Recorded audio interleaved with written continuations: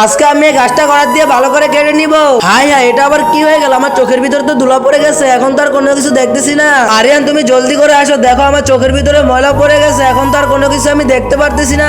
আমি একটা বুদ্ধি পেয়েছি, আজকে আম্মুর জন্য স্ট্রবেরি চকলেট গুলো সব নিয়ে যাব, তারপরে আমি চকলেট গুলো একটা একটা করে খেয়ে নিব, তারপরে চকলেটে খোসা দিয়ে আম্মুর জন্য সানগ্লাস বানিয়ে নিব।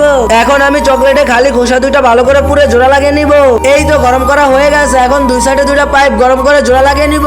এই তো আমার সানগ্লাসটা বানানো হয়ে গেছে, এখন আম্মুর জন্য নিয়ে যাব।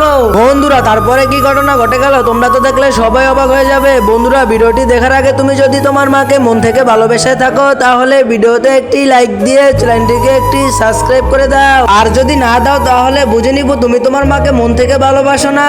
দেখো আম্মু, তোমার জন্য আমি সানগ্লাস বানিয়ে নিয়ে আসছি, তুমি এখন এটা চোখে দিয়ে গাছটা কেটে নাও, এখন আর তোমার চোখে ধুলা পড়বে না। এই তো আমি চোখে এখন দেখতে পারতেছি, এখন আমি গাছটা ভালো করে কেটে নেই। আম্মুর ভালোবাসার জন্য কি একটি লাইক হবে না?